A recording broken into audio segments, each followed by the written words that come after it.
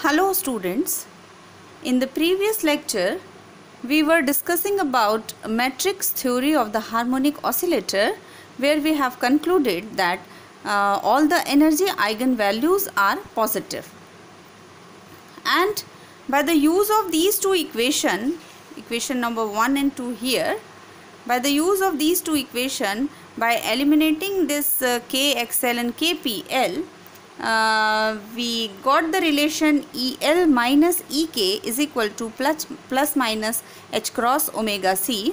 So again we have concluded that energy eigenvalues would all differ from each other by integer multiples of h cross omega c. Now today we will discuss about raising and lowering operator.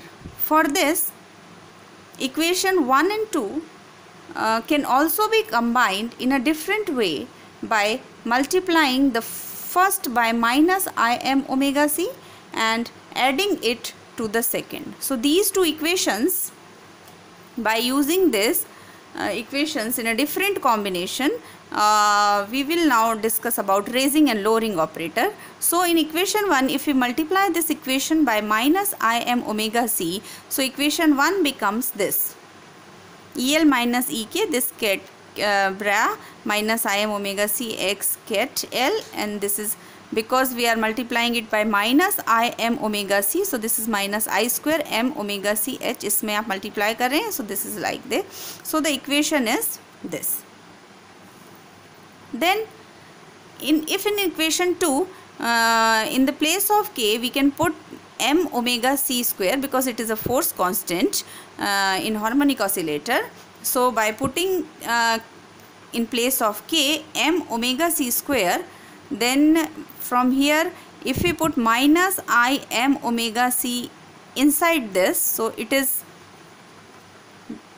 the equation 4 is like this: EL minus EK kpl equal to h cross omega c this. Now if we add these two equations, then we will get, because यहाँ पर p है, यहाँ minus Im है, तो it will be like this: EL minus EK, this p minus this, and here h cross omega c दोनों में है, so h cross omega c, this equation is like this.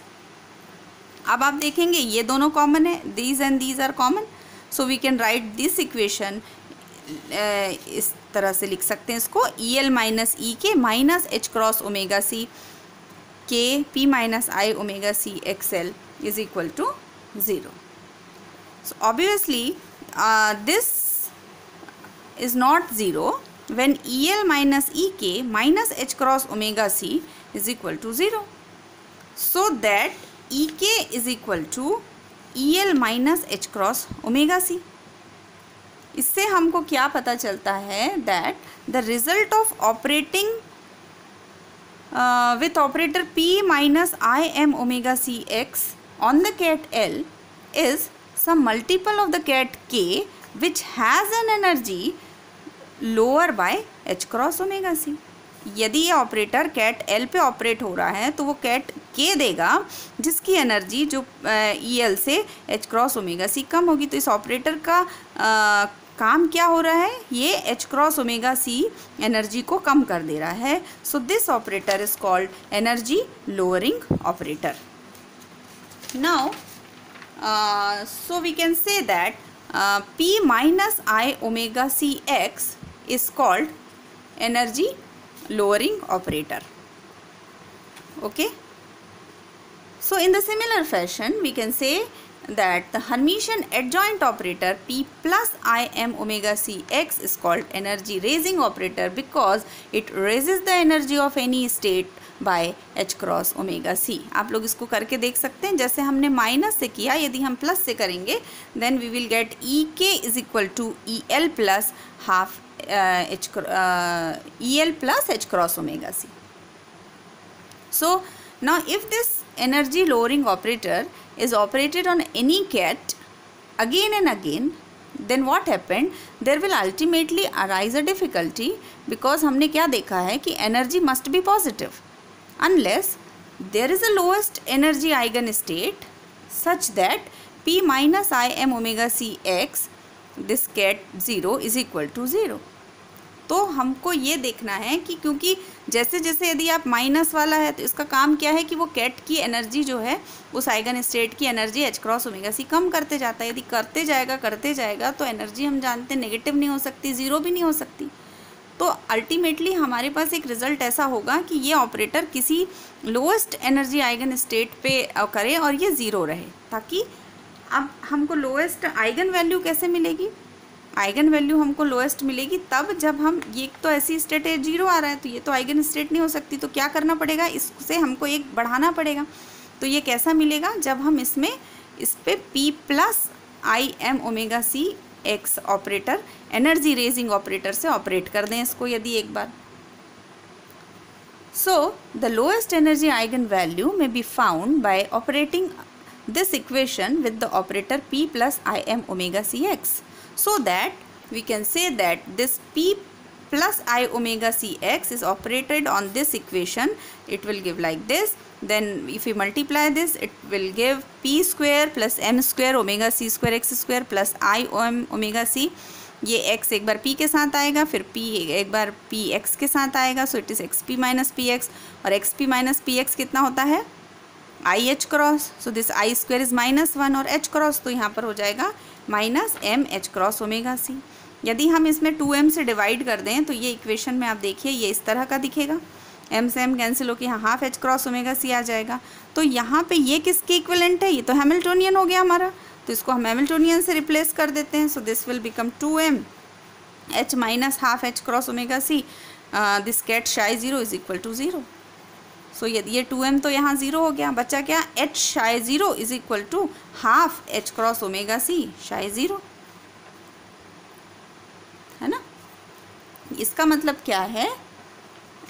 इसका मतलब हो गया कि this state, this is an eigenstate of h with the eigenstate eigenvalue half h cross omega c. ये eigen value equation हो गया ना, क्योंकि ये ऑपरेटर एच इस पे ऑपरेट कर रहा है कैट पे, तो वही कैट हमको मिल रहा है, उसके साथ एक कांस्टेंट वैल्यू मिल रही है।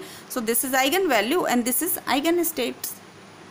Now further operation of energy raising operator p plus I am omega C x to this, it gives a multiple of the ket 1 psi 1 state that has energy 3/2 h cross omega c. यदि इसके ऊपर हम एक, ये तो हमको minimum state शाई 0 की मिल गई एच क्रॉस ओमेगा सी, इस पे यदि हम एक बार और एनर्जी रेजिंग ऑपरेटर से ऑपरेट करें तो हमको 3/2 एच क्रॉस ओमेगा सी मिलेगा। ये आप करके देख सकते हैं। ऐसे यदि हम एक बार और करें तो 5/2 मिलेगा। तो इस तरह से यदि हम nth लेवल तक जाएं, so we got that En is equal to n plus half H cross omega c. जैसे यहाँ हमको मिला E0 is equal to half H cross omega c, तो वैसे हमको En मिलेगा n plus half H cross omega c, जहाँ n की वैल्यू 0, 1, 2 है। तो so we'll know that this is well known quantum mechanical expression for the discrete energy values of harmonic oscillator. Okay तो यहाँ पे हमको यदि पूछा जाए कि हम मैट्रिक्स मेथड से हार्मोनिक ऑसिलेटर की एनर्जी आइगन वैल्यूज़ निकालें, तो यहाँ तक आपको करना पड़ेगा।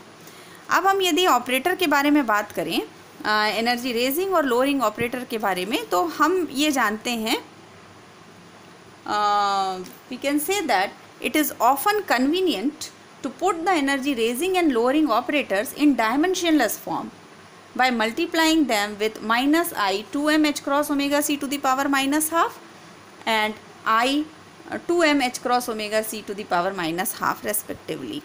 यदि इसका ये मतलब है कि यदि हमारा एनर्जी रेजिंग ऑपरेटर क्या था, P प्लस आई एम एम, इसको हमको डायमेंशन लेस फॉर्म में चेंज करना है, तो हम इसमें minus i 2m h cross omega c to the power minus half से यदि मल्टीप्लाई करें तो ये डायमेंशन लेस फॉर्म में चेंज हो जाता है।